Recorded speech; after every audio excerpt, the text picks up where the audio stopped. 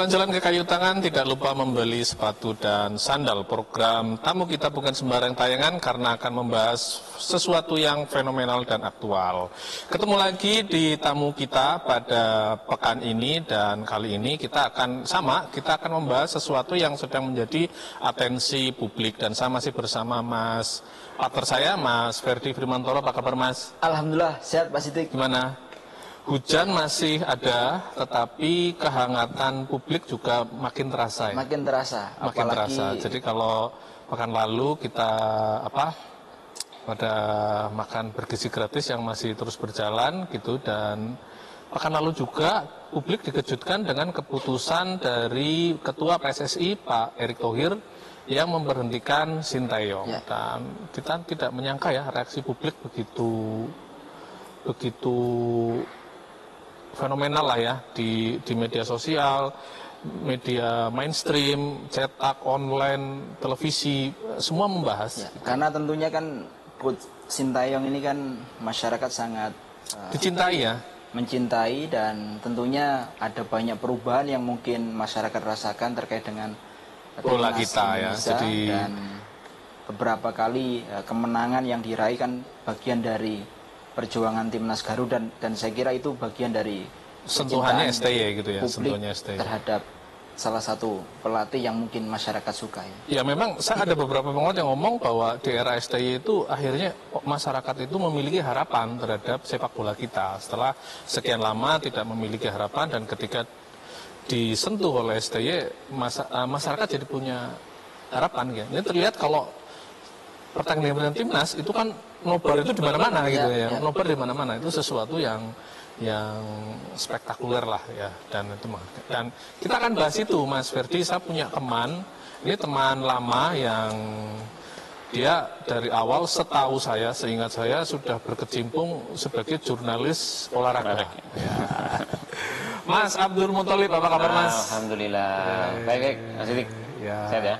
Ini teman lama Mas Ferdi, ya. Jadi waktu saya kenal itu dari awal sampai jadi redaktur olahraga ya, wartawan olahraga, redaktur olahraga, terus jadi Pimret gitu kan ya, di Jawa Post dan Malang, terus kemudian beliau bikin sendiri media online siarindo.com, dan tidak jauh-jauh juga dari event olahraga gitu. Jadi kan mulai olahraga malang melintang ya. Kita ajak bahas soal STY. Kita akan bahas STY, Patrick Kluivert, PSSI, Timnas, dan tidak lupa juga kita kan sedikit-sedikit kita sentuh politiknya ya, karena memang sepak bola katanya tidak lepas dari politik. Nggak rame kalau tidak ada sentuhan politiknya gitu ya. Mas Muthalib, saya ingin tanya, pertanyaan pertama saya, walaupun ini sudah terjadi, kira-kira keputusan PSSI memberhentikan STY ini momentumnya tepat atau tidak sih? Ya, ini sebuah keberanian dari seorang ketua umum PSSI ya. Menurut saya memutuskan sebuah keputusan mengganti pelatih di saat prestasi sedang puncak-puncaknya. Sedang naik ya? Sedang naik-naiknya, dan ini dalam sejarah sepak bola Indonesia belum pernah Indonesia lolos 16 besar ya, kualifikasi Piala Dunia. Dan ini luar biasa. Jadi babak ketiga, lolos babak ketiga menurut saya, babak ketiga kualifikasi Piala Dunia. Dan ini STY. Kita terlepas apapun, STY, Sintayong adalah yang membawa ini. Nah, di saat lagi memasuki babak yang sudah cukup jauh ini, tiba-tiba diganti. Ini publik tentu wajar kalau responnya sangat reaktif dan image-nya menjadi negatif. Kesannya begitu. Walaupun sebetulnya isunya juga sudah beberapa minggu sebelumnya ya. Memang sudah hampir 1 bulan sebelumnya memang sudah kuat akan rencana mengganti STY ketika sebelum pertandingan timnas lawan Cina itu sebenarnya sudah mau diganti sebenarnya. Oke. Meskipun banyak yang memberikan argumen terkait dengan pencopotan, salah satunya juga karena gagal di Piala AFF kemarin, meskipun itu kan tidak menjadi target STY informasinya kan, tapi itu juga cukup banyak dibahas ya Pak Thalib. Ya, jadi memang itu sebenarnya ya, sebelum AFF itu memang sudah kuat, ada desakan untuk diganti, itu kuat, di berbagai media sudah menyebut itu. Cuman kan rupanya nunggu momentum yang pas untuk menyampaikan itu. Nah, di dalam pergantian pelatih, pergantian pemain, manajer dan sebagainya itu kadang memang di tim itu ada namanya tangible dan intangible. Kita yang tidak tahu itu adalah ada intangible apa di situ. Oke, intangible faktor ya. Intangible faktor yang tidak yang terlihat ya. itu hanya diketahui oleh internal manajemen di situ. Kita tidak pernah tahu. Nah, kita tahunya kan prestasinya bagus, kemudian euforia supporter bagus, hanya itu. Di dalam seperti apa, kita semua masih meraba-raba. Saya kira itu Pak Erick Thohir sebagai laku ketua PSSI dan pelatih dan manajer yang tahu itu. Tapi kita tentu tetap saja sebagai publik, pencinta sepak bola, tetap kaget dengan itu, tetap kaget, menyayangkan apapun alasannya. Ya, artinya publik menilai momentumnya tidak tepat ya. Menurut kami begitu. Kok kenapa nggak tunggu aja lah? Terlepas apapun ada nanti persoalan gitu ya. internal itu, tunggu aja sampai selesai kualifikasi Piala Dunia. Itu sih menurut kami. Nah, jadi memang persoalan tadi ya katanya Mbak Muthalib bahwa faktor intangible atau istilahnya behind the scene ya, di balik agenda-agenda yang ramai. Mungkin kalau desakan publik kan sebenarnya masih banyak yang berharap Sintayong bertahan. Kalau biasanya pelatih itu dituntut mundur karena masyarakat yang meminta mundur. Biasanya kan rata-rata kan seperti itu. Karena mungkin permainan kurang atau mungkin banyak gagal. Tapi kan gitu ini ya. tadi logikanya terbalik kan. Jadi tidak ada desakan dari masyarakat. Sama gitu sekali ya. tidak ada. Nyaris tidak ada.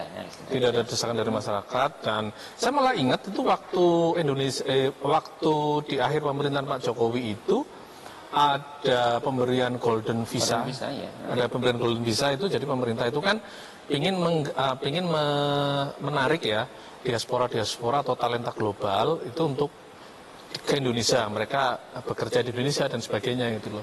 Jadi mereka dikasih golden visa, dan secara simbolis penerima golden visa itu adalah Sintayong, dan itu diberikan langsung oleh Pak Jokowi gitu loh. Itu ada itu. Ya, alasan yang menurut saya masih belum bisa kita terima itu dari Pak Erick, penggantian STY adalah persoalan komunikasi dan leadership. Itu menurut saya kurang pas ya menurut saya. Kenapa? Alasan komunikasi. Loh, STY itu sudah Desember 2019 sudah di sini loh. Dan itu sudah bangun berapa tahun tim dari yang selama ini belum dari peringkat 174 sampai sekarang FIFA ya? FIFA 174 sekarang sampai 127. Itu bukan prestasi yang main-main ya. Jadi dalam berapa tahun dia lompat hampir 40 dari sisi ya. komunikasi 40 selama ini peringkat. sudah jalan, kemudian leadershipnya sudah jalan. Faktanya apa? Ya prestasi lah. Cuman kalau dengan alasan komunikasi ini ya patut dipertanyakan. Kenapa tidak dulu lah? Misalnya kami kalau memang ada hambatan komunikasi gitu loh. Kalau selama ini juga baik-baik saja.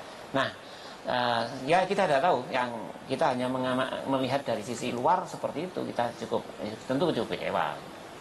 Tapi kalau ada argumen tentang naturalisasi itu Pak Muthalib, jadi kan asumsinya bahwa berkibarnya timnas ini kan karena istilahnya porsi naturalisasinya itu besar. Lebih besar. Jadi artinya tidak berpihak pada talenta lokal lah gitu ya mungkin ya. Sehingga ada anggapan bahwa pelatihnya siapapun kalau komposisinya seperti itu, asumsinya bahasanya orang ya bisa maksimal gitu. Ini argumen-argumen seperti ini coba bisa kita lihat ya.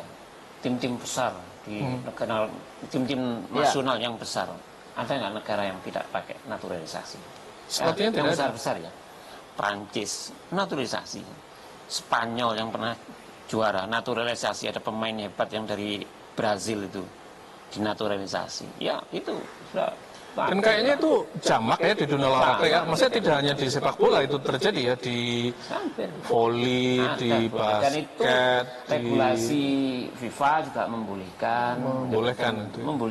Jadi persoalannya bukan itu sebenarnya. Ya itu memang ada kecemburuan memang ya, kecemburuan ya, lokal pride macam-macam itu kecemburuan, dan itu wajar kan itu.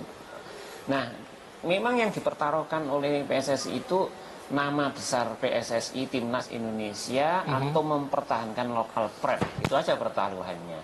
Kalau kita mempertahankan lokal pride misalnya, hanya mengandalkan pemain lokal, tahu sendiri di Piala AFF mainnya kayak apa, nggak jauh welas gitu mainnya. Itu mayoritas skill, stamina, mental, nah, kan tidak ada yang bisa dilihat pertandingan kalau hanya mengandalkan pemain-pemain lokal Indonesia murni, tidak ada yang bisa dilihat.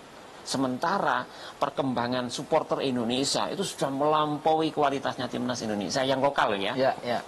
Mereka sudah suguhannya sudah tim-tim Eropa. Itu melihat begitu maksud saya. Jadi nggak bisa dibenturkan antara ekspektasi masyarakat yang sudah tinggi dengan Filipina itu kondisi. Naturalisasi banyak sekali kemarin itu. Malaysia hampir 90% juga kan sama. Tapi kalau misalnya begini, kita buat penilaian fair lah ya. Kita buat penilaian fair. Ya pasti ada sisi plus, ada sisi minus. Kalau menurut Mas Muthalib nih sebagai jurnalis olahraga, sisi plusnya STY dan sisi minusnya STY apa sih? Ya saya kira bahasa memang ya bahasa. Nah karakternya orang-orang apa namanya ya Korea kira-kira ya. Nah, karakternya orang-orang Korea mungkin. Kayak menurut kami sih gini, plusnya itu di luar lapangan saya melihat ya, saya melihat dari tayangan berbagai TV. Saya tidak pernah ketemu langsung ya. Itu STY itu komunikatif kok menurut saya dengan pemain. Anda lihat beberapa kali tidak menjaga jarak lah ya. Tidak menjaga jarak. Dan saya lihat kadang di beberapa tayangan itu dia kayak ini gitu loh. Jadi dia sangat membaur dengan pemain. Ini menurut saya salah satu kekuatan menurut saya, kekuatan pelatih. Jadi ada chemistry yang dibangun oleh STY yang luar biasa. Terlepas memang ada konflik pribadi hampir semua di tim sama. Di tim manapun konflik pemain yang merasa tidak pernah dimainkan terus kemudian menentang pelatih itu biasa di mana-mana sama. Pasti itu adalah, ya. Saya kira lebih banyak plusnya menurut saya. Kalau bahasanya nggak terlalu mempengaruhi kan juga ya Mas Muthalib ya. Ya saya pikir 4 tahun ya, kalau masih ada kendala bahasa itu kan harusnya sudah terdetek dari awal-awal. Penerjemahannya juga sudah ada. Saya kira itu sudah ada kendala. Ada kendala. Saya kira, loh kalau misalnya kita contoh klub-klub lokal dengan mendatangkan pemain asing, dengan mendatangkan pelatih asing, apa dikira itu tidak kendala bahasa? Pemain Indonesia ya tidak ada yang bisa bahasa Inggris. Tidak ada kendala juga. Misalnya kita contoh Arema datangkan Rini Albert ke sini, apa semua bisa paham dengan tidak paham juga, malah mereka prengas-prengasnya mereka ngomong, wis ngerti bisa. Artinya itu bukan alasan, bukan kendala. Ya saya pikir faktor bahasa enggak lah ya. Di era sekarang kita masih mempermasalahkan kendala komunikasi bahasa itu kayaknya enggak tepat gitu ya. Nah ya menurut saya intangible itu ada sesuatu. Jadi memang ada faktor intangible yang publik tidak tahu ya, yang tahu ya hanya internal di sana gitu ya. Bahkan ada banyak yang menyebut bahwa konflik antara Balgot siapa itu yang Elkan Balgot dengan STY itu jadikan dasar alasan. Tidak bisa juga satu orang harus terus bisa mengorbankan satu tim kayaknya enggak lah itu. Ya. Konflik itu biasa, seperti itu sangat biasa. Jadi alasannya kurang kuat kalau itu jadi alasan. Meskipun kita tahu publik cukup mengapresiasi sebenarnya pasca terpilihnya Pak Erick Thohir sebagai ketum PSSI karena dianggap paham bola, pernah menjadi istilahnya tokoh lah di Eropa. Ya pemilik klub gitu ya, pemilik klub. Artinya tidak hanya nasional tapi juga kelas global. Gitu. Saya kira semua tidak meragukan itu ya. Levelnya Pak Ketua Umum PSSI ini sudah internasional. Semua tidak meragukan soal itu. Tetapi dalam kasus STY ini persoalannya memang momentum menurut saya. Momentum. Semua itu kan sangat mengharapkan tuntaskan dulu lah ini STY sampai memang berapa ini gitu. Ya gitu loh. Jadi saya lihat waktu live-nya itu juga ini kayaknya preskon yang paling banyak ditonton deh gitu loh. Jadi biasanya kan preskon nggak terlalu ya. Ini preskonnya itu animo publik itu tinggi sekali kalau saya lihat itu ya. Saya lihat animo tinggi, terus kemudian pemberitaan media juga sangat gencar. Nah makanya saya ingin tanya ini, kalau tadi kan plus minus ya. Kalau menurut Pak Muthalib, Mas Muthalib ini sebagai jurnalis olahraga juga, apa yang membuat STY itu begitu dicintai publik bola kita? Ini kayaknya kan tidak banyak ya pelatih yang kemudian dia punya skill melatih oke, punya prestasi, tapi dia kemudian juga dicintai oleh publik bola. Dapat respect lah. Ya, sekali lagi menurut saya pelatih yang bisa bergaul dengan pemain, tidak jaga jarak, apalagi sekelas latih timnas itu jarang, sangat jarang. Jadi STY punya itu. Sampai jadi bintang iklan itu kan baik di luar itu kalau tidak asik dalam komunikasi dengan semua pihak tidak mungkin. ya sampai jadi bintang iklan itu kan saya pikir brand yang merekrut dia jadi kan tidak hanya melihat soal karena dia boleh timnas, tapi kan juga melihat dia pasti akan meriset segmen produknya dia kan gitu loh. Itu kan sampai jadi bintang iklan juga loh. Itu kan jarang gitu loh.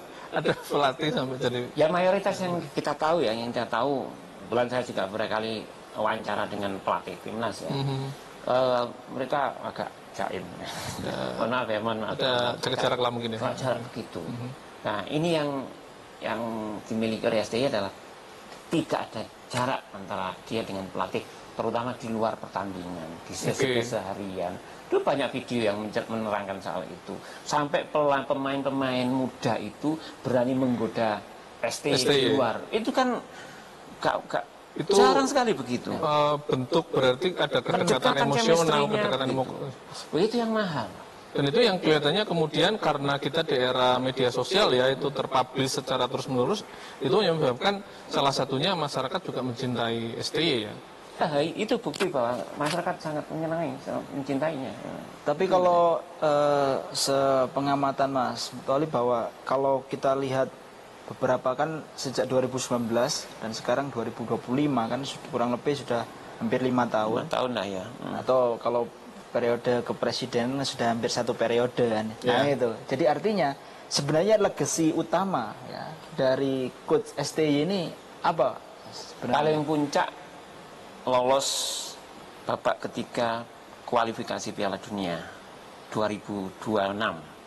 Ini prestasi yang belum pernah diraih oleh pelatih sebelumnya siapapun. Dan ini sejarah pertama. Legasi utama itu ya. Iya.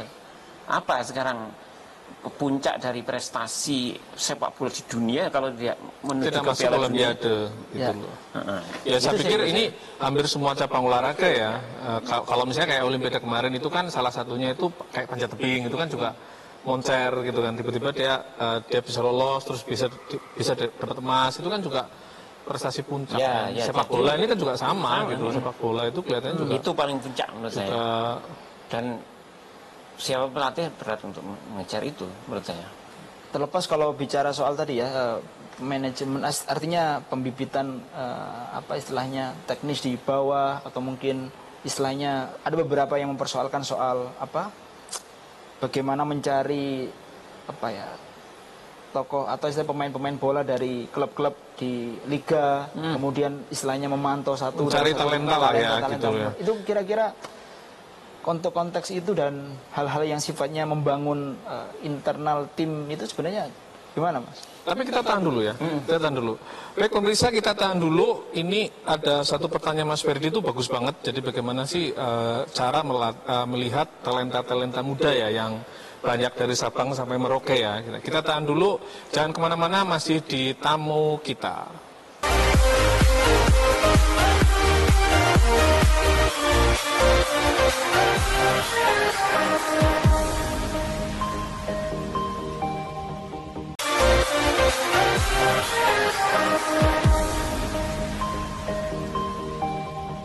Masih di tamu kita dan kita masih ngomongin sesuatu yang sedang jadi fenomena pekan-pekan ini adalah soal timnas, STY, Patrick Kluivert, Erick Thohir dan sebagainya. Dan kita masih bersama Mas Muthalib ya. Nah, tadi Mas Ferdi menanyakan soal tadi ya pencarian talenta ya, di BBB talenta ya, gitu ya. Sebagai bagian legacy dari coach STY tadi ya, kan banyak biasanya pelatih yang ditanyakan kan soal juga bagaimana merekrut pemain dari dalam, terus kemudian juga dari luar lah. Sementara kalau dari konteks STY ini sebenarnya komunikasi dengan pemain-pemain di daerah, di liga dan seterusnya. Ya. Jadi yang saya tahu itu PSSI punya program namanya Elite Pro Academy, Elite Pro atau EPA. Ini adalah pemain-pemain muda yang dinaungi oleh klub-klub Liga 1. Jadi klub Liga 1 wajib punya klub binaan yang masuk dalam EPA, yang saya sebut EPA itu. Ini adalah dalam upaya untuk menjaring bibit-bibit pemain muda yang itu nanti akan dimasukkan di klub liga. Dari situlah dan penjaringannya ya lewat kompetisi itu. Kalau kompetisi Liga 1, hampir semua pemain-pemain timnas di lokal Indonesia ngambilnya dari Liga 1 itu. Dulu ya tidak pernah ada yang namanya EPA, Elite Pro Academy, yang ngambilnya ya dari SSB. Nah, tidak lewat EPA ini. Nah, sekarang di era ya setelah ini sebenarnya sebelum Pak Eri sudah ada itu EPA itu. Ya ini salah satu cara dilakukan dengan membentuk EPA, Elite Pro Academy, namanya itu. Nah, beda dengan era pelatih timnas muda, siapa itu yang dari Padang itu yang sukses itu ya, saya lupa namanya, bukan Fahri Husaini yang satunya itu. Itu dia turun langsung ke daerah-daerah. Ke Papua misalnya, lihat ke SSB di sana.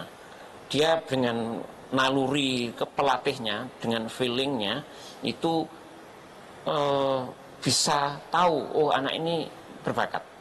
Muncullah pemain-pemain hebat di era waktu itu yang juara Piala Asia misalnya begitu. Itu sistem perekrutannya dalam tanda petik agak manual, tapi berhasil. Agak manual tapi berhasil. Lihat langsung ke daerah-daerah. Potensi-potensi. Nah, itu tergantung cara dan sistem. Dan menurut saya di PSSI yang ada EPA itu. Jadi memang dari EPA tadi sudah terseleksi, jadi akhirnya sudah satu pintu ya? Iya, itu menurut saya salah satu. Oke. Nah, itu sekarang kan ini keputusan sudah diambil. Ya. Dan PSSI juga sudah mengumumkan nama pelatih yang baru, ya. Orangnya sudah datang, sudah diperkenalkan, gitu kan, Patrick Kluivert ya. Nah, saya ingin minta komentar dari Mas Muthalib ya, sebagai jurnalis olahraga. Ya. Ini sosok pelatih yang baru, kira-kira rekam jejaknya bagaimana sih?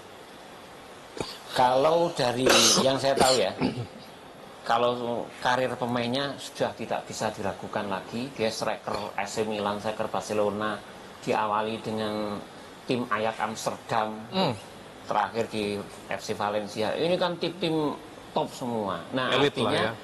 Tim sangat elit di dunia. Artinya dari sisi pemain dia kapasitasnya sudah tidak diragukan. Dari sisi jenjang karir Tetapi gitu ya. dari sisi kepelatihan, menurut kami yang saya tahu belum pernah terdengar sekalipun prestasi yang top Moncer. Itu gitu. Tetapi kalau pilihan terhadap Patrick Kluivert dasarnya barangkali tidak hanya dari sisi karir sukses di kepelatihan, tapi banyak faktor chemistry dengan mayoritas pemain timnas Indonesia yang berasal dari Belanda. Naturalisasi Dari Belanda. Itu bisa jadi prioritas. Nah, kenapa kok juga Patrick Kluivert? Ada banyak pelatih sebenarnya di Belanda, tetapi eranya kan sudah habis, Mas. Dulu ada namanya Gus Hiding yang luar biasa fenomenal, tapi masanya habis. Luis Van Gaal habis. Nah, yang diantara sekian pelatih muda yang sangat memungkinkan itu ya si Patrick ini. Patrick Kluivert. Jadi nyambungnya. Artinya PSSI mungkin juga berpikir bahwa dia berpikirnya ke depan gitu ya. Iya, saya kira itu. Jadi faktor itu tadi chemistry dengan pemain yang mayoritas dari berdarah Belanda itu dia akan lebih cepat. Harapannya saya kira itu. Tetapi secara teknis tidak semudah itu. Pelatih siapapun tidak bisa langsung begitu datang langsung jadi, tidak bisa. Ini ngatur orang saja, ngatur pemain, ngatur orang yang itu harus bentuk chemistry-nya butuh waktu. Apalagi kalau kita lihat animo masyarakat dari kedatangan kemarin cukup rame. Tapi pertanyaan yang menarik adalah justru dari pelatih yang ditawarkan atau pelatih yang kemarin sudah diputuskan itu kan paketan kan, ada asisten pelatih semua ya, satu paket. Alex Pastor sama Dani Lanzat dan seterusnya. Ini kan banyak yang menyandarkan nanti ya ting-tengnya kepalanya ada di Alex Pastor dan seterusnya. Tapi apapun judulnya kan tetap di pelatih kepala. Ya. Bagaimana sebenarnya Mas Muthalib? Enggak, memang kalau di manajemen kepelatihan itu sudah biasa ya. Jadi artinya kalau misalnya pelatih siapa yang ditunjuk, dia akan selalu membawa 2-3 orang yang dalam satu tim. Karena itu sudah biasa. Itu tidak ada masalah. Tetapi persoalannya yang kita khawatirkan adalah terlambat dalam mengantisipasi atau mengkompakkan tim yang kemarin sudah jadi dan sudah jalan. Kemudian ada pelatih baru, tentu secara psikologi pemain juga akan berbeda. Karena penyesuaian baru. Itu tadi, karena ini kan sudah istilahnya sedang dalam perjalanan ya. 2 bulan setengah loh ini. Ya, sedang dalam perjalanan untuk mengikuti kualifikasi Piala Dunia gitu loh. Maret sudah Piala Dunia, artinya kalau kita lihat berarti dari pelatih sebelumnya juga sudah membuat fondasi gitu kan, sudah membuat fondasi, sudah tengah jalan, tiba-tiba diganti, lah pelatih baru ini kan dia tidak bisa langsung gitu loh, dia pasti akan butuh waktu untuk tune in, nah ini yang ingin saya tanyakan, jadi kira-kira apa sih perbedaan karakter antara pelatih Asia dengan pelatih Eropa? Secara teknis begini, kalau Korea Jepang biasanya, Korea Jepang itu lebih dia menggunakan fisik menurut saya, kekuatan fisik pemain itu yang digembleng luar biasa. Yang penting dia fisiknya kuat lah. Fisiknya kuat, jadi dia membentuk tim itu dengan porsi latihan fisik gitu. Yang luar biasa. Jadi punya stamina yang itu berbeda. Kalau Eropa lebih ke taktikal ya saya kira ya. Taktik strateginya itu Eropa. Memang gayanya begitu. Eropa selalu begitu. Lihat pemain-pemain naturalisasi dari Belanda, tekniknya luar biasa. Kalau Korea, Jepang itu yang penting ngotot, yang penting ngeyel. Itu. Di gaya permainnya agresif gitu ya. Agresif, itu yang menjadi dasar, salah satu alasan yang ya agak rasional. STI itu monoton dalam melatih. Karena memang karakternya begitu. Iya. Meskipun nanti beberapa masyarakat menganggap kalau pelatih yang baru ini, Patrick Kluivert, karena mantan penyerang, banyak juga sebagai pelatih penyerang, yang selama ini timnas Indonesia kelemahannya adalah di posisi itu. Lini depan. Di striker ya. Sangat berpengaruh. Striker kita sangat berpengaruh. Harus dipertajam gitu kan ya. Jadi kira-kira ini perbedaan yang pertama itu adalah yang satu itu gayanya ke karakter fisik, yang dari Eropa, dari Belanda ini kira-kira lebih akan menunjukkan taktik. Tapi kita tanya prediksi Mas Mutoli, misalkan kalau tadi Patrick Kluivert dari Belanda, gaya Eropa, pernah jadi pemain top, terus nanti katanya ada ingin perubahan bagaimana taktik sepak bola menyerang, total football dan seterusnya. Sebenarnya dengan kita tidak bicara nanti ada naturalisasi siapa lagi, tapi dengan kondisi yang ada ini diganti pelatih seperti itu, apakah skema misalkan kalau langsung ya, yang paling penting dikasih sentuhan itu bisa sesuai ekspektasi pelatih? Jadi gini ya, hampir 60% lebih lah kira-kira pemain timnas Indonesia kita ini kan sudah bermain di Eropa. Ya. Jadi nyambungnya itu karakter dan kulturnya sudah karakter Eropa memang. Sudah karakter Eropa. Gitu. Gaya mainnya sudah Anda lihat Verdong kayak apa mainnya. Sudah top lah itu. Verdong, Ijes. Mainnya sudah wow dengan kita, dengan timnas Indonesia yang asli ya. Yang artinya faktor adaptasi dari Patrick ini sebetulnya tidak terlalu sulit ya. Tapi dari sisi psikologi menurut saya, dari psikologi pemain itu saja yang harus dibangun itu 2 bulan setengah itu yang membangun chemistry itu. Apalagi kalau dari sisi taktik kita enggak ragu gitu, dari sisi kultur enggak ragu gitu ya. Cuma salah satu yang mungkin harus diulas itu ya faktor psikologis itu ya. Sekarang ya pemain yang dari junior di bawah ST sampai menjadi senior dan menjadi bintang misalnya. Secara psikologi dia akan fanatik dengan pelatih itu, yang bawah itu, STI lah kamu. Tapi begitu ada orang baru kan sudah beda, Pak. Itu yang kita khawatirkan di situ. Faktor psikologis yang kemudian akan berdampak pada kualitas permainan gitu kan. Sangat pasti. Apalagi nanti kan Patrick Kluivert ini juga tidak betul-betul punya waktu 2 bulan setengah. Karena kan pemain-pemain ini kan juga main di liga-liga masing-masing. Dan mereka tidak bisa istilahnya di pusat sentralkan langsung pusat pelatihan tertentu untuk betul-betul menyiapkan 2 bulan. Itu ya, terus bersama. Tidak seperti itu ya. Ya, sekali-kali kalau sudah pemain profesional kayak butuh waktu nyetel tim itu nggak sulit. Checksonnya nggak terlalu lama lah. Mereka sudah profesional. Checksonnya nggak terlalu lama. Gitu ya. Tapi sekali lagi soal chemistry ini yang butuh waktu, tidak bisa singkat. Tapi kalau soal teknik, kalau Jackson pemain skill kayaknya kita nggak ragu ya. Cuma pemain psikologis gitu ya. Iya. Psikologis itu. Pemain profesional itu justru kamu nanti begini ini udah jalan sendiri nih kan. Berimprovisasi sudah luar biasa. Nah, tapi bangun kekuatan psikologi, bagaimana dia menjadi patuhlah kepada pelatih, itu yang harus di-push. Apapun kita kecewa, tetapi ketika semua sudah diputuskan kayak gini, kita harus dukung, beri support penuh kepada timnas khususnya. Nah ini menurut saya. Jadi kalau tadi berbicara tentang hambatan psikologis, selain misalnya kayak tadi ya faktor kedekatan pemain ya, mungkin pemain yang sudah dibawa oleh Pak STY dari junior ke senior gitu. Kira-kira faktor psikologis apa lagi, Pak, yang kira-kira akan menjadi challenge dari Patrick Kluivert ini? Faktor supporter? Ya Pak, itu karena katanya itu di Indonesia kan pemain ke-12 ya. Dengungnya tidak di Indonesia paling ganas lah. Indonesia paling fanatik kan di Indonesia. Ya, menurut saya kalau kami boleh saran ya. Patrick Kluivert tidak perlu dengarkan, tutup medsos dulu lah. Saat ini. Kayak mending gitu ya. Tutup medsos dulu, fokus bagaimana mengompakkan tim dulu, tutup telinga, tutup mata, urusan yang lain. Karena saya baca di media kemarin salah satu yang membuat dia tertarik itu karena salah satu supporter. Itu pernyataan dia waktu nyampe di bandara gitu loh. Supporter, tapi dia belum datang aja. Pagar STY siapa? Patrick Kluivert. Belum cek medsos gitu ya. Belum masuk sudah disuruh keluar. Ini saya mau nanya ini. Jadi kira-kira psikologis pertama kan dengan pemain gitu loh. Psikologis kedua kira-kira dengan supporter bagaimana? Ya ini nanti khawatirnya ada kekhawatiran juga ya, pressure dari supporter. Ini sangat luar biasa besar. Nyaris tidak ada, sedikit sekali yang saat ini mendukung Patrick Kluivert, sangat sedikit yang mendukung. Nah ini yang juga versinya Drone Emprit ini. Iya. Iya, makanya versi medsos. Nyaris tidak ada komentar yang mendukung Patrick Kluivert. Nah tapi sekali lagi semua itu akan bisa terbalik dengan prestasi.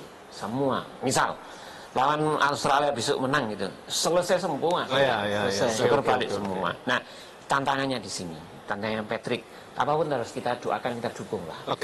Jadi yang pertama itu adalah psikologis dengan pemain, yang kedua itu adalah psikologis dengan ekspektasi masyarakat ya, terutama supporter buktikan itu, bola dan kayaknya memang jadi Patrick ini memang harus diberi waktu untuk membuktikan kemampuannya ya, terutama dalam waktu dekat ini ya dengan Australia. Karena efeknya tidak hanya pelatih ini nanti, efeknya nanti juga ke ketua PSSI juga loh. Ya pastilah. Gitu. Pertaruhannya PSSI gitu ya. Pertaruhan besar ini. Pertaruhan besarnya Pak Erick Thohir ini kalau misalnya Patrick gagal misalnya, Pak Erick juga terevaluasi oleh publik ya kira gitu. Ya, kira-kira begitu. Keputusan ini tidak pepesan kosong karena di baliknya ini ada gerbong besar. Iyalah, ada politiknya di situ, ada banyak hal ya. Tapi sebetulnya kalau supporter ya harapannya kan tidak muluk-muluk ya. Ya harapannya kan menang, terus benar-benar lolos Piala Dunia kan. Sebetulnya kan kayak itu kan. Ya siapapun pemainnya, siapapun pelatihnya. Saya kira itu harapan yang muluk Pak. Ini karena Indonesia belum pernah lolos Piala Dunia Pak ini. Harapannya ini kan lolos gitu kan. Dan ini ibaratnya tinggal beberapa langkah saja kan untuk mewujudkan itu. Nah, saya kira ini tantangan berat ini. Tapi tetap harus kita dukung. Nah, barangkali supporter harus sekali lagi sudahlah, keputusan sudah diambil, reaksionernya itu sudah selesai lah saya kira. Ini giliran berbalik kita harus mendukung. Yang kan tidak mungkin STY kembali lagi akan susah kan. Nah, kita dukungnya ada semaksimal mungkin. Apalagi juga ya kita evaluasi. Rekam jejaknya kan juga tidak mengecewakan kan. Rekam jejaknya bagus. Nama Patrick Kluivert saya kira semua orang tahu lah. Minimal jejaknya bagus. Experience-nya tertularkan ke pemain ya. Iya, setidaknya itu. Dan kita ada waktu main sama Australia Maret ya. Jadi kita Maret ya. Jadi kita ada waktu lah ya, Januari, Februari ini gitu ya. Jadi publik itu tidak hanya menunggu 100 harinya Prabowo Gibran, juga 100 harinya PSSI juga kayaknya ini. Ya. Jadi setelah akhir bulan kan 100 hari Prabowo Gibran. Ya. Habis itu 100 harinya PSSI. Ya, PSSI. Kita juga nunggu gitu ya. 100 harinya PSSI gitu ya. Jadi ini perdebatan atau diskusi yang paling menarik di sepak bola ya hari ini ya, momen-momen ya, momen-momen ini. Makanya ini bagi saya ini sebetulnya momentum yang harus dijaga bersama ya, kalau menurut saya ya, momentum yang harus dijaga bersama dari sisi pemain, pelatih, PSSI, dan juga momentum ekspektasi masyarakat yang juga sedang bangga-bangganya Ya. dengan timnas kita gitu loh. Ini Jadi kan kalau sudah ngomong sepak bola itu memang banyak ya faktor supporter termasuk ini ya juga ada perlu edukasi juga ya. ya, Edukasi supporter. Biar tidak cukup hanya ngomong pemain, pelatih, manajemen, tapi ada supporter dan komponen-komponen lain yang juga banyak di situ. Ini saya kira pelajaran banyak terhadap kedewasaan sepak bola Indonesia gitu di tahun 2025. Oke, Mas Ferdi dan Mas Mutolib, jangan kemana-mana dulu. Kita akan bahas di segmen ketiga beberapa hal lainnya. Jangan kemana-mana, teman-teman. UB TV masih di tamu kita, dan tamu kita juga masih didukung oleh UB Fresh, didukung oleh Hotel Grand Mercure Malang Mirama, dan kali ini properti kita dari SMK 7 Malang.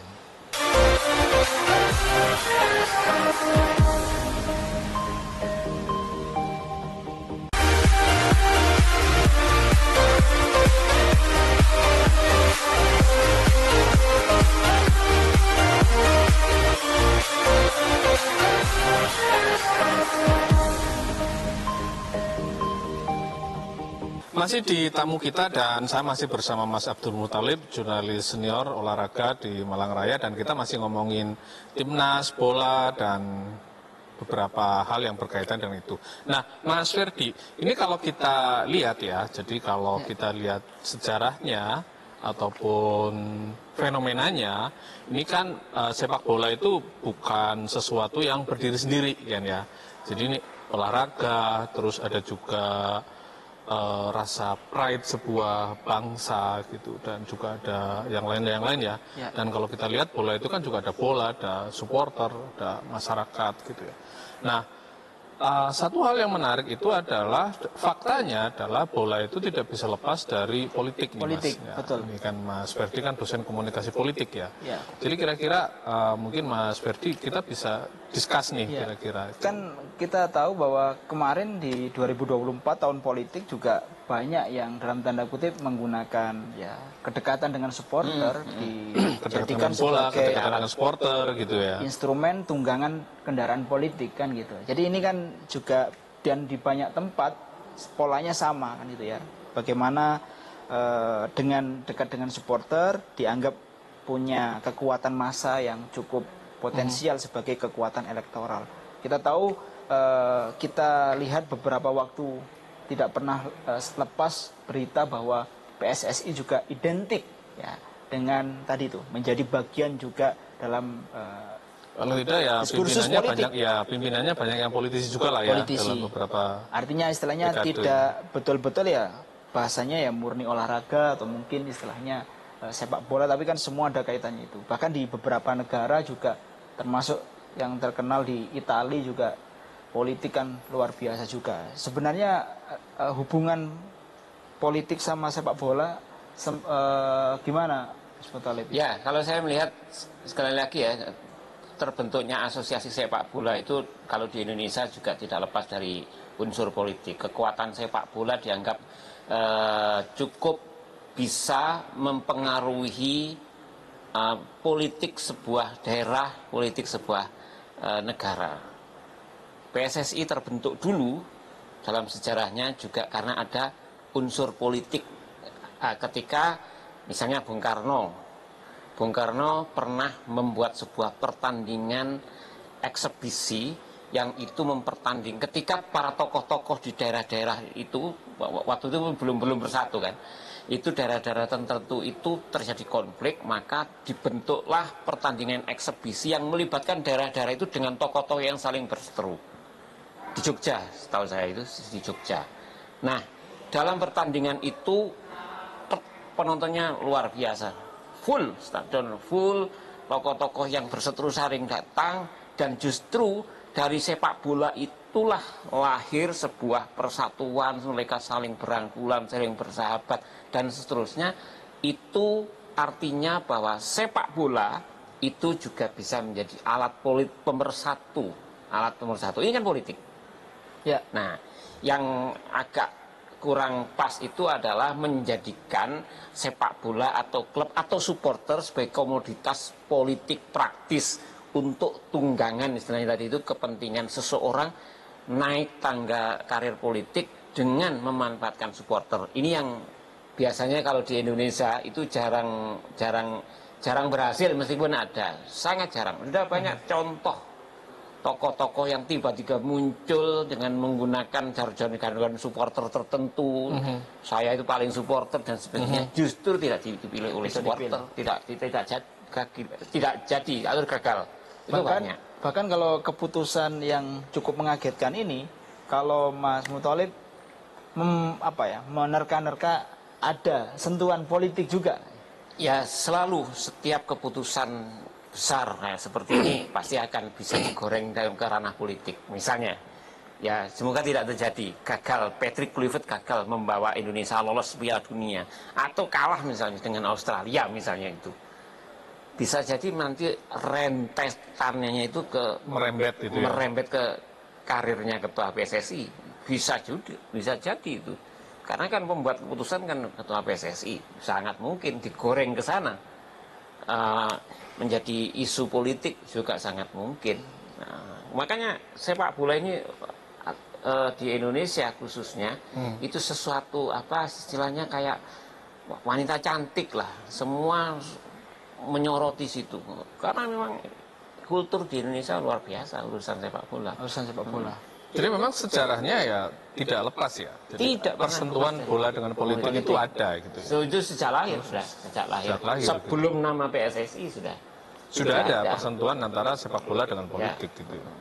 Sehingga kalau misalnya kemudian kita ingin misalnya membuat koridor gitu ya, misalnya biar seperti tadi lah, misalnya tidak ditunggangi untuk kepentingan sesaat itu. Kira-kira formulasinya seperti apa? Ya harus profesional misalnya. Jadi makanya sebenarnya dalam perkembangan sepak bola Indonesia itu kan sudah mulai sangat bagus dengan era dilepaskannya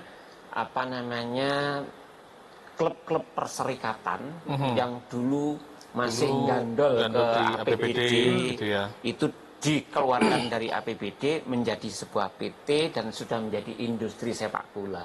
Itu saya kira sudah cara yang sangat bagus untuk memisahkan antara membuat koridor barrier antara kepentingan sepak bola profesional dengan kepentingan politik praktis. Sebenarnya itu sudah pas, meskipun dalam faktanya juga masih bisa saja kepentingan itu.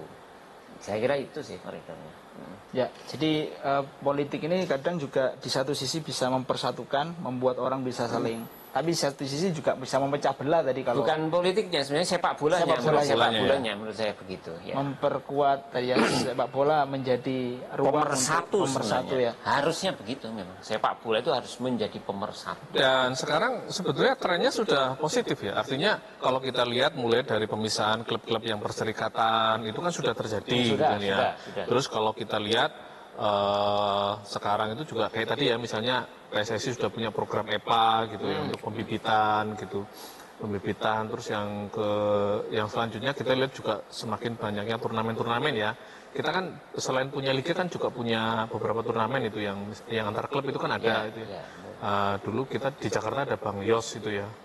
Ya itu sifatnya insidental terus yang ada Piala Presiden gitu ya, di luar presiden. Artinya secara industri sepak bola itu juga banyak event lah ya, banyak event selain liga yang kemudian ini diharapkan bisa menjadi koridor gitu ya, menjadi koridor supaya tidak terlalu terikat dengan kepentingan politik mungkin ya. Ya apapun sistem yang dibangun, orang untuk memanfaatkan sepak bola sebagai kepentingan politik praktis selalu bisa. Selalu ada karena memang magnetnya ya, kita lihat sepak bola menjadi magnet ya. Tapi sekali lagi bahwa edukasi terhadap supporter, terhadap publik bola, terhadap sepak bola itu sudah semakin maju sekarang. Orang sudah pinter lah. Ya. Supporter kita sebenarnya sudah cerdas lah. Saya kira sudah cerdas untuk memfilter itu, istilahnya koridor tadi. Sudah sistemnya sudah dibikin, edukasi masyarakat dan masyarakat supporter Indonesia juga sudah cerdas, bisa memilah dan memilih ini kepentingan politik praktis atau tidak. Itu saya kira sudah. Ya tadi saya sampaikan, ada banyak sekali tokoh-tokoh yang tiba-tiba sok menjadi supporter sejati begitu, ujung-ujungnya hanya kepentingan untuk elektoral itu ya. Elektoral itu. Dan gagal juga toh, artinya supporter Indonesia itu sudah cerdas ya. Untuk itu. Artinya jika dibalik banyak hal tadi di arena olahraga utamanya sepak bola justru ada intrik-intrik politik, itu sebenarnya merugikan institusi sendiri karena masyarakat sudah paham bahwa masyarakat kali ini cerdas lah dipolitisasi atau tidak kan itu. Jadi ya, walaupun peluang itu selalu terbuka ya. Karena kalau kita memang melihat ya memang sepak bola ini salah satu olahraga yang memang kayaknya sudah menjadi mendarah daging gitu ya. Mendarah daging di negara kita gitu loh. Jadi tidak hanya level timnas ya, di level tim-tim di daerah itu kan juga kalau kita lihat gitu ya animonya juga tinggi juga ya. Juga sehingga sudah menjadi kultur gitu loh, sudah menjadi kultur yang tidak terpisahkan dari sendi-sendi kehidupan yang lain ya, kelihatannya ke arah sana gitu. Ya semua kalangan suka bola. Kalangan suka bola gitu ya. Semua kalangan suka bola. Iyalah, kita melihat sekali berkayak Gus Dur aja itu ya malah jadi pengamat bola juga itu ya. Kiai yang jadi pengamat bola gitu. Kalau di Belanda kita punya Gus Hiding, di sini kita punya Gus Dur gitu ya. Yang menjadi di sini punya Gus Hidik. Nah ini kan ya memang fenomena menarik ya untuk industri bola kita ya. Nah terakhir Mas, kalau misalnya kita Talib, kalau misalnya ini menjadi satu industri dan kalau kita lihat kan kalau memang jadi industri itu kan juga multiplier efeknya kan juga sangat besar ya. Tidak hanya industri bola saja, tetapi industri pendukung-pendukungnya. Industri pendukungnya itu kan juga ikut berkembang dan itu bisa menggerakkan ekonomi ya. Jadi, nah sebetulnya apa sih yang masih harus diperbaiki supaya industri bola kita itu benar-benar menjadi multiplier efek, memberikan multiplier efek tidak hanya ke industri bola tapi juga ke sektor-sektor lain. Yang paling penting menurut kami membangun trust. Trust di kompetisi Indonesia. Kalau trust itu sudah terbangun, maka industri ekonominya berjalan dengan baik. Nah, saat ini masih belum mencapai itu. Misalnya begini, misalnya kompetisi PSSI lah yang digelar oleh PSSI, bisa dilihat berapa sponsor yang menempel di situ, yang masuk di situ. Ini persoalan trust. Kalau misalnya itu semakin banyak orang atau perusahaan-perusahaan yang mempercayakan menjadi sponsor di sebuah kompetisi itu bukti bahwa sponsor itu percaya dengan kompetisi ini akan baik. Tidak ada kendala, tidak ada kericuan, tidak ada itu. Tapi begitu trust itu sudah habis, sudah tidak ada, jangan harap industrinya itu akan jalan. Nah, karena perputaran ekonomi di sepak bola itu luar biasa. Iya, kita lihat misalnya dari sisi tiket misalnya ya. Terus tiket misalnya hanya mungkin 15-20%. Tiket, hak siar, terus kemudian jersey. Yang belum dikelola jersey yang belum dikelola. Jersey ini kan belum dikelola. Jersey ini kan juga besar. Timnasnya, tim-tim daerah itu jersey itu, terus apparel itu ya, terus kemudian industri sepatu nanti juga akan terlibat, terus kemudian industri kayak bola ini seperti ini gitu kan. Juga saya pikir itu berapa banyak itu kalau pertandingan itu UKM yang terlibat itu kan berapa banyak itu mulai dari penjual makanan gitu ya, penjual minuman dan sebagainya gitu ya, baik yang perorangan maupun yang dari brand-brand sponsor itu kan, brand-brand sponsor itu gitu. Ini kayaknya kalau misalnya distribusi itu bisa menggerakkan ekonomi yang luar biasa ya untuk kita ya. Kalau kita baca di berbagai media ya, misal ya satu klub diisukan akan mengontrak pemain bintang Ronaldo saja. Kontrak belum ditandatangani, jersey sudah jutaan yang beli. Ini kan nilai ekonomi yang luar biasa. Nah, di Indonesia masih belum sehebat itu ya, belum sebesar itu. Karena jersey yang juga menjadi ceruk ekonomi sebuah klub belum banyak dikelola secara maksimal, belum banyak. Masih susah untuk itu ya. Dia harus banyak belajar itu. Ya, dan itu padahal itu peluang ya kalau kita melihat timnas, terus kemudian di tiap daerah kan hampir punya klub-klub bola ya, yang itu kalau misalnya dimaksimalkan itu bisa menjadi peluang bagi perputaran ekonomi. Betul. Ekonomi politik bola kuat. Ekonomi politik bola itu. Dan kayaknya kita kalau ngomong bola enggak cukup ya satu sesi ya, gitu ya Mas Ferdi, Mas Mutolib, dan sayangnya waktu kita terbatas. Dan terima kasih teman-teman pemirsa tamu kita. Kayaknya memang kapan-kapan kita harus ngomong lagi ya. Jadi selain menunggu 100 hari Prabowo Gibran, kayaknya kita juga harus menunggu 100 hari PSSI yang baru ini ya. Nanti 100 hari kita bisa kita undang lagi nih Mas Mutolib, kayaknya banyak, sudah lebih banyak. Baik, terima kasih teman-teman tamu kita atas waktunya pada sore hari ini. Terima kasih untuk UP Fresh, untuk Grand Mercure Milama, dan untuk SMK 7 Malang. Terima kasih, kita akan ketemu lagi di episode berikutnya. Tetap di